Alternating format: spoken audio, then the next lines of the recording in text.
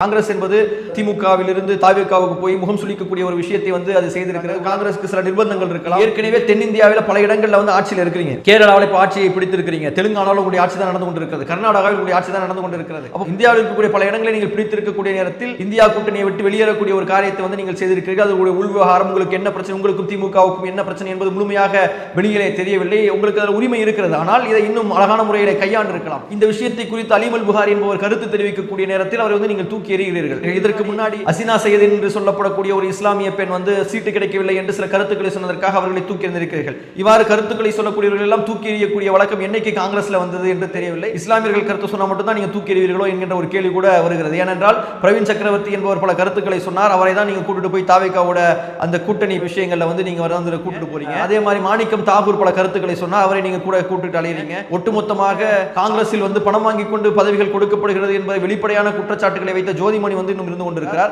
இஸ்லாமியர்கள் உங்களுக்கு கிள்ளுக்கிறை, அது அலிமல் புகாரியாக இருந்தாலும் சரி, ஹசீனா சையதாக இருந்தாலும் சரி, அதை நீங்கள் என்ன கிள்ளுக்கிறையாக பார்க்கிறீர்களா என்கின்ற ஒரு கேள்வி என்பது வருகிறது. அப்போ நல்ல ஆளுமை மிக்கவர்கள் தலையெடுப்பதை நீங்கள் விரும்பவில்லையா? நீங்கள் சொல்வதை கேட்டுக்கொண்டு வாய்மொழி கொண்டு இருக்கக்கூடியவர்களைத்தான் காங்கிரஸ் எதிர்பார்க்கிறதா என்கின்ற கேள்வி என்பது வருகிறது. உதாரணத்துக்கு நமக்கு அலிமல் புகாரியோ அல்லது ஹசீனா சையதோ மற்ற அவர்களோடு நமக்கு எந்த விதமான தனிப்பட்ட முறையிலான உறவோ பெரிய நெருக்கமோ இல்லை. வெளியில் இருந்து பார்க்கக்கூடிய நமக்கு கிடைக்கக்கூடிய ஒரு பார்வை என்பது இஸ்லாமியர்களினுடைய அரசியல் அதிகாரத்தை உறுதி செய்ய வேண்டிய ஒரு அமைப்பு இவ்வாறு செயல்படுவது என்பது முகம் சுளிக்கக்கூடியதாக இருந்து கொண்டு இருக்கிறது என்பதை நம்ம பார்க்கிறோம். இவ்வாறு நீங்கள் எல்லோருக்கும் நடவடிக்கை எடுத்தீங்கன்னா நம்ம எந்த கேள்வி கேட்க போவதில்லை. மாணிக்கம் தாகூரை நீங்கள் தூக்கி எறிந்திருப்பீர்களே ஆனால், பிரவீன் சக்கரவர்த்தி நீங்கள் தூக்கி எறிந்திருப்பீர்களே ஆனால், உங்களுடைய ஜோதிமணியை நீங்கள் தூக்கி எறிந்துவிட்டு சஸ்பெண்டாவது செய்துவிட்டு இவர்களின் மீது நடவடிக்கை எடுத்தால் ஒன்றும் கேட்க போவதில்லை. அப்ப இவங்களை எல்லாம் நீங்க தூக்கி எறிஞ்சிட்டீங்கன்னு சொன்னா கேட்பதற்கு யாரும் இல்லை என்பது மாதிரியான நடவடிக்கை என்பது இருப்பதை மக்கள் பார்த்து ரசிக்கவில்லை என்பதை சொல்லிக்கொள்ள விரும்புகிறோம்.